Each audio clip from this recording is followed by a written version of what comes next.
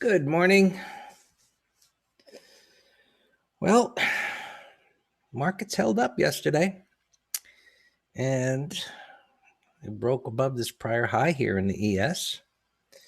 And for the most part, was pretty choppy going. I think other than the favorite the fangs there, and now they have Google within striking distance of being the next $1 trillion company.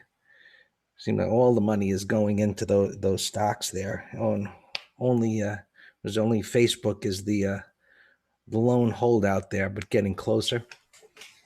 Maybe the money will flow into there for it to play a little catch up. Anyway, depending on where we look yesterday,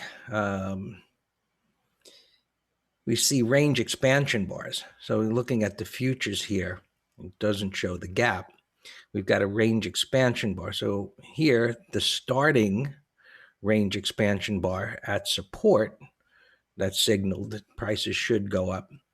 And as it reached this resistance area here, while it was being rejected intraday, you can see tails on the top and then tails on the bottom. Buyers would show up on the dip, and then, of course, a larger rejection as it reached ultimately the top, and then the range expansion as it cleared the high, or greater than 100% retracement. So based on our method, this pattern of a wider range bar and a greater than 100% retracement guides us to a bias of slowing momentum, which just means we could be in for some choppy price action. Maybe today is just, a day, or could be a red day. As we see prices here are at minor support on the futures, and buyers are stepping up. You see there was a breakout failure here. So that uncertainty that occurred, and I can see what time that was. It was last night. Pop up there and then coming into this support area, which based on how we interpret the charts, many people look across what's directly to the left. But I say that this is a subjective reference point and becomes a self-fulfilling prophecy, because in reality, there's nothing to the left here, which opens up the door that if this doesn't hold, well, then we're looking for the move down to potentially this unfilled gap and this prior swing low. That's what we call the factory work, how we interpret what's happening. So directly to the left, there's nothing. We've got a void. We've got a breakout failure. So intraday, we've got a short-term bearish pattern. Prices broke through these prior pivot lows, these swing lows. And so it stopped on a subjective reference point. And if it comes all the way down here, 3120-ish, if it's down there by the end of the day, obviously we're going to have a big red candle and a bearish reversal, yet to be seen. We'll have to just see how it all plays out. It's not going to violate any trend here, because at this point, the trend is just chopping sideways. This is where we had the sell signal and we've got the correction. And overall, well, I can't say that there was little damage done, because percentage-wise, this was a pretty big move. And retest and this retracement here, as it's survived rather than pulling back further in a deeper price correction, whereas after the initial move, it's turned into a time correction. So as I look at this, the question, now becomes, can't answer it just yet, but now that we've got this trading range, how long does it continue? After a correction bar or two or three, does that then point to, well, it should point, if it can correct sideways for a while, breaking out to new all-time highs. If it falls all the way back down to here, well, then we're going to have a smaller trading range, right? This area here within a larger trading range, and just leads us to the uncertainty that is essentially everywhere except in the FANG stocks and some of the technology stocks. Just reading. Okay. So let's look at the spiders just to see a, without the 24-hour chart. There's our little suggestion of not using the subjective analysis tools. And so bottoming tail, gap up, stall, gap up, red bar sold into. And you get a different picture. And that's why we look at day charts versus 24-hour charts, was that the gap up essentially just hit the unfilled gaps here, this bearish island reversal, and just stopped dead in its tracks. And now it's trading around 315. And where does that put us? Just looking here. So a little bit of a gap down. It's not gapping down under the bar, which would be more bearish, of course. The bottom of that bar is 315.56, which you can see right here. This is the current bar, and the bar that preceded it tells me the high and the low in the range. I use this on stocks and futures for money management. How big is that bar? Where am I going to put my stop within that time frame? A very useful little tool. So it's not, at this point, not gapping down. It's actually recovering a little bit. So not quite as bearish, but bottom of the range, top of the range, gapping down. The expectation is more downside price action or choppy price action here. Common sense.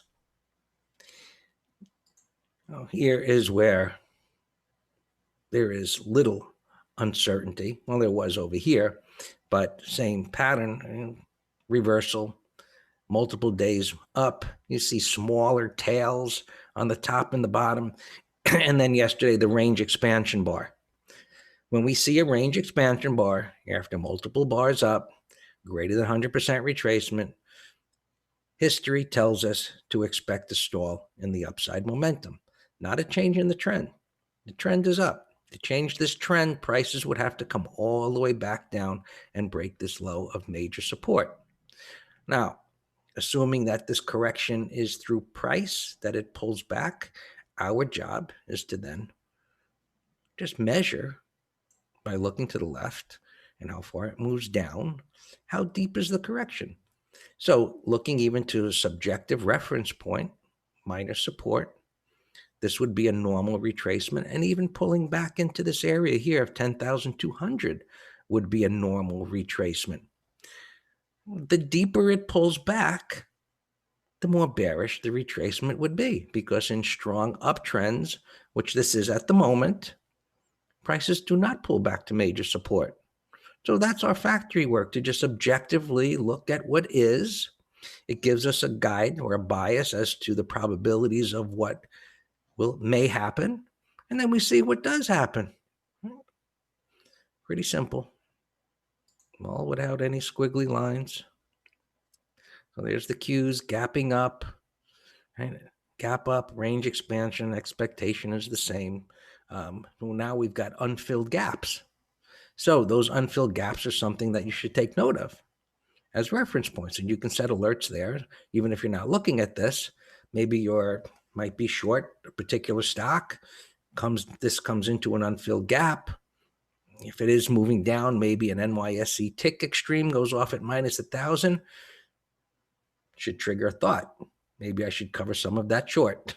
Maybe I should look at things that are showing relative strength, and that might be a time to think about longs. So all of this technical analysis that we're going through, looking at multiple time frames and candles and unfilled gaps and market internals, creates what we call a thought process, all without indicators, Ichikumi clouds, trend lines, and so on. Now, I want to look at the Russell, because that was just on the edge of the abyss at the end of the day yesterday, and we were I was in some of the room, kind of just waiting for it to crack, and it just didn't. Over here, it was going sideways. It was showing relative weakness, just in the hope that it would crack through and go down into the close, and it didn't. Rather, it popped up a little bit there and kind of come down overnight, and now it's at the bottom of the range. So buyers are stepping up here, which kind of gives us a bit of a neutral bias here at the open as to, deep retracement. Right? What I explained before on the cues about the further they retrace, the more bearish it is. Well, here we've got a deep retracement, which is bearish, but it's at support where buyers are going to be. So I'm not shorting here. I've got to wait to see whether it goes sideways for a while. Maybe it even retraces if the markets move up. But it's not a good situation, because ideally what I want to see, because it just presents an opportunity to make more money, is for this to maybe consolidate for a while and then eventually break down into this void. And you can see that every time the Russell goes up here, it gets rejected in the area of the 200 MA in these prior highs. So it's showing relative weakness. And this wide range bar, so far, it's holding at the top, even though it's getting rejected. So to really get things going on the downside, and now that the NASDAQ, as explained, has got that wide range bar and up multiple days, and the S&P's up, this is showing relative weakness. This could be the go-to instrument for a move back down to the bottom of the range. He wants to look at internals. Sure. So yesterday, early on, the wrong way option traders were loading the boat on calls. I think the put call ratio was at around a 0.56 I had typed in the room at one point. And that put a lid on things a little bit. As you know, the S&Ps didn't move that much. The whole move was in those NASDAQ FANG stocks. Anyway, so sentiment now is pushing back up into this extreme bearish level. You can see over here is where it got to the most extreme level, and breadth was at an extreme, and that's why we got that internal sell signal. And then down here, was about a week ago, we looked at this and said, hey, look, we're probably going to get a short-term bounce here. And obviously we have. And you see where breadth is now much lower than the prior peaks, even though this has made a higher high. And what this communicates is the narrow breadth that's happening, that, the underlying breadth. And so when we look at, the Russell really not participating, the transports not so much, the S&Ps to some degree, and the Dow to a lesser degree as well. Right? There's the Dow futures, and you can see that they popped up, but they couldn't clear the highs yesterday. And looking at the diamonds, little gap up, and right at the 200 and resistance, and now they're at 260, 261. About. So, gapping down, starting the day with a little bit of a bearish price action. We'll see how far it goes after the first few minutes or 30 minutes. And I just want to look at this for a sec. Yeah, so this would be more attractive initially as a short if this doesn't continue to move up. So we've got some conflicting messages here. The Russell was already down at support. We looked at that. This has violated this major support, which gives me a bias for shorting this. This showed relative weakness yesterday as well. S&Ps, similar pattern. So the question is, do we short it up here, start to roll over? Ideally, it just stays down here and chops around for a while and then starts to break and can continue to go lower. So again, this daily chart supports a bias that this can go lower, versus if we had a pullback similar to this with a daily chart that was down here, it would be more supportive of looking at a W type of a bottom and a move up. So the combination of these multiple time frames help us intraday. Where's the daily and how is that set up within intraday? Nothing you can't learn. Oh. Alfredo's asking me about his favorite stock, Square.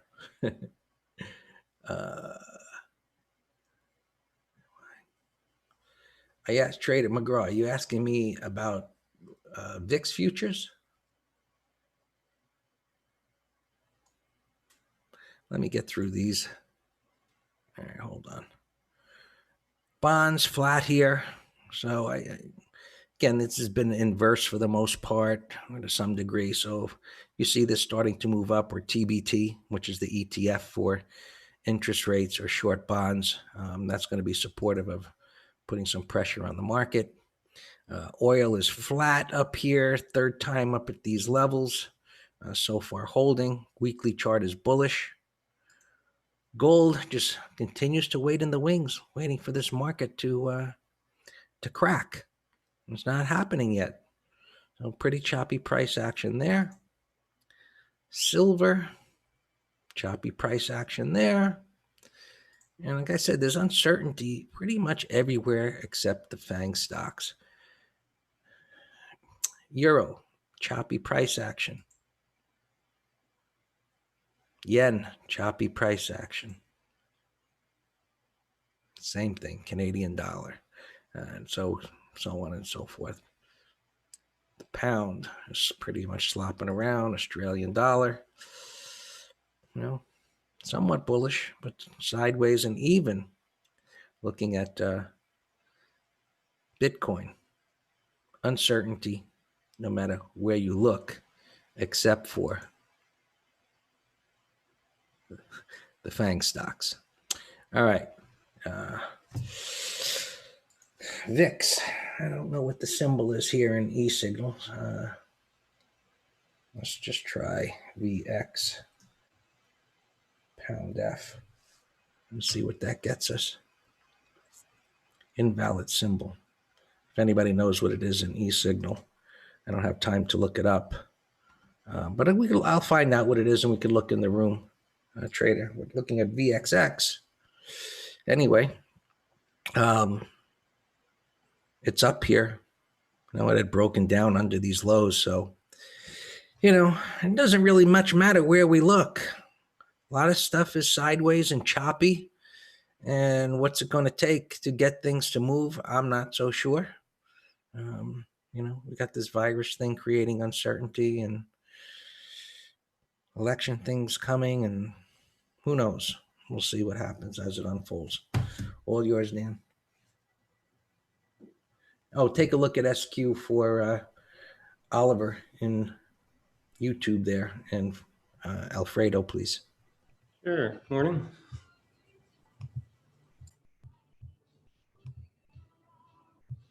Yeah, I was just doing a little chart lesson on this Amazon late day breakout that some of you did that option trade, and I posted it in the Facebook group. All right, Square. Yesterday, it was a bullish 1, 2, 3. Although we like bullish 1, 2, 3s, closer to the beginning of the move, like down here in early May with the flat MAs. That would have been a beautiful directional, but it's a very strong trend. It did rest for a while, gap up. So yesterday was a nice day, deep retracement. Let me get my pre-market in here.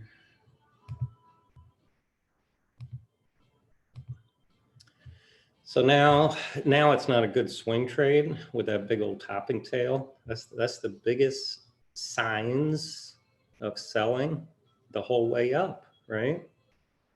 Whether that's a big red bar or a topping tail, you got big volume. You definitely had people selling into that strength. This morning, it's a bullish 15-minute chart. You got this little gap reversal, kind of a 1, 2, 3 breaking out, price void. So it's a definite candidate for a day trade, maybe 15-minute high. Obviously, we time everything with the broader markets. Qs still the strongest. The other 3 index ETFs, spiders, diamonds, IWM still weak here pre-market, giving us small bear island reversals and little bear flags here on the 15. So you gotta keep that in mind.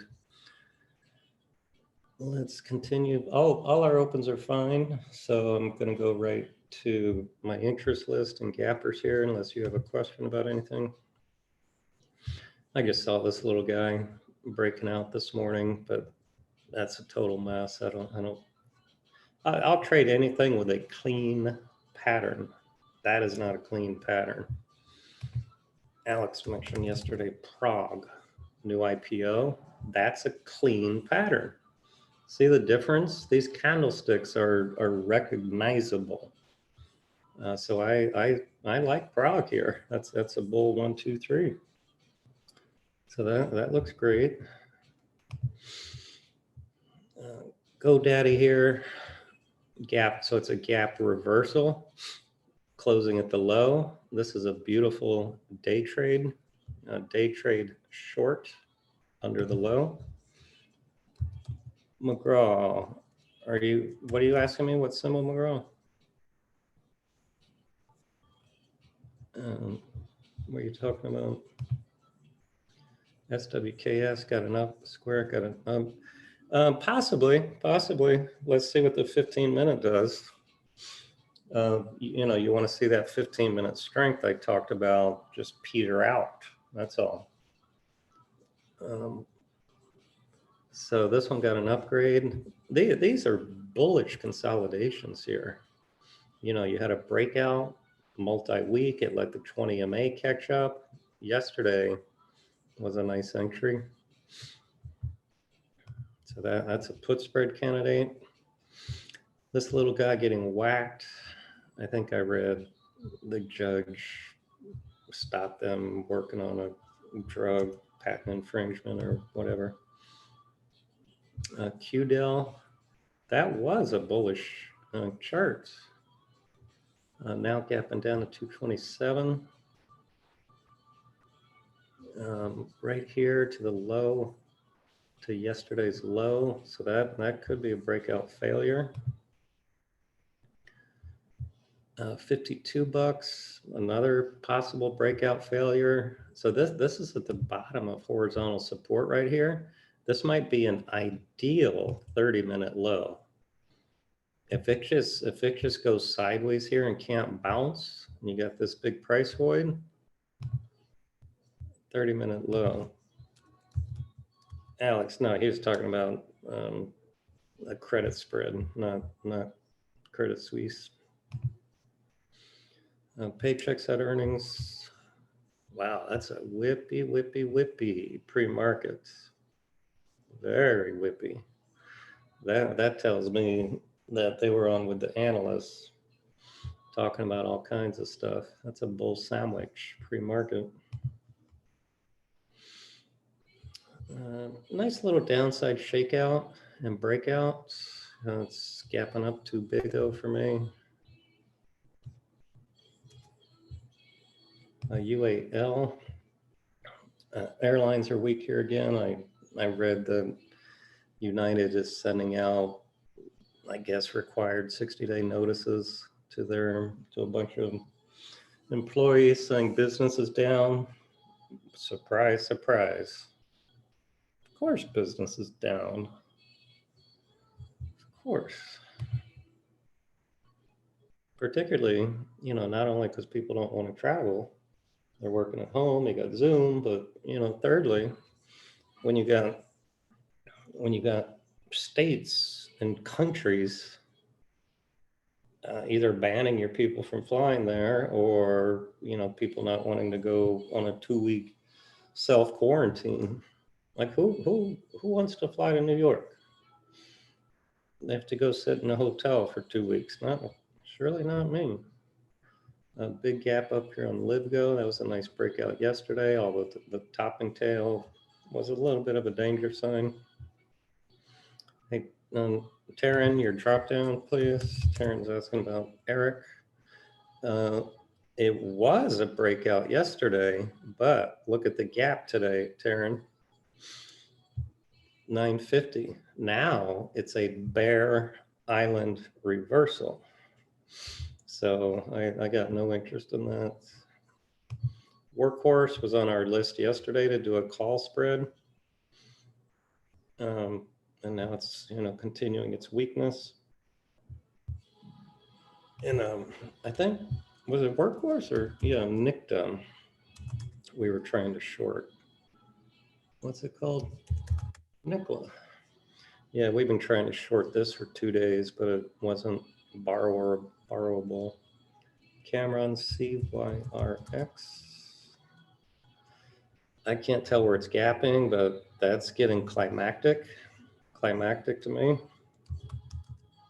BSX, it didn't trigger yesterday. 35.29. Yeah, it didn't trigger yesterday. Oh, you're saying it's gapping under it now. Well, that's not enough volume, so I can't tell. Yeah, NVAX is here in my list. But what are you going to do with that, Jake? The only thing I would do with that, yeah, is an intraday setup. Yeah, intraday setup for short, or maybe 30-minute low, possibly a bear call credit spread. Burl triggered yesterday for a short and for a bear 1, 2, 3. Dollar General triggered shorts. ANVS 920. It's a big old gap, but it trades very messy. Yeah, I got run. Rawling 40. Hey, this isn't bad. Rawlings. Wow, look at Tesla here, upper right. I'll put Rawling here in the middle. It's a nice gap over a red bar.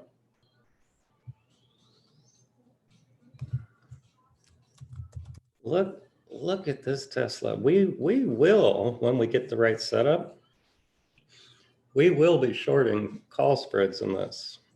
But you know, what we like to see on shorting monsters is at a minimum, it breaking the uptrend on the hourly.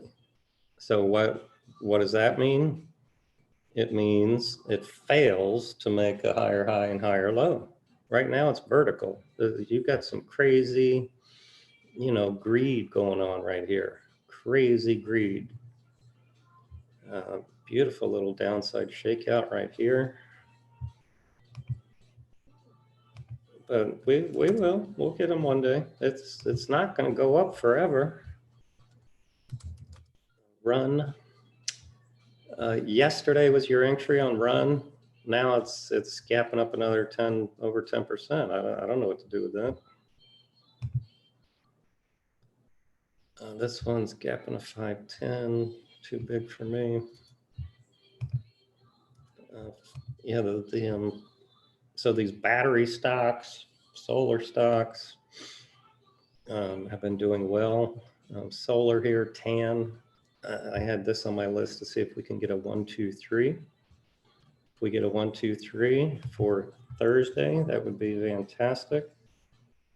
Yeah, Alex Knight. Yeah, I've been hearing all kinds of things about their capitalization now in terms of I don't know. I forget what they said, but yeah, they named a bunch of Fortune 100 companies that it's bigger than. Where did they go off? KNX. This is a nice breakout.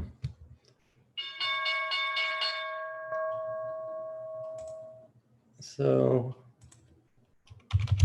this is clean over yesterday's high. Look at GoDaddy here, bottom right. It's on my short watch. So I like GoDaddy 5-minute low. You can short. That looks great. I don't trade in the first 5 minutes, but that for a day trade, that's the best thing I've seen so far. Looks great. BSX also, we're in it. It looks like it gapped under the entry. So our rules say 5-minute low. Yep, that looks great too. Oh, hey, I forget who showed me this. I got filled last night. I got filled post-market at 298. I was bidding for it. In short, CVX, put a stop above yesterday's high. Yeah, we were looking at 2 oils yesterday. Alex, what was the other one? I forget. below. PEB looks good too, sure. Yeah, I love the topping tail over here, breakout, false breakout, upside shakeout. Yeah, PEB, 5-minute low, I like. And I like this GoDaddy. I know I said don't trade 5 minutes, but if you want to start nibbling, the pattern looks fantastic. Yep, we got into Burl yesterday.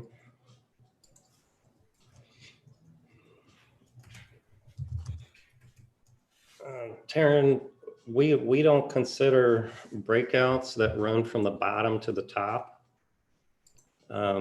So it was a breakout, but it's not a tradable one.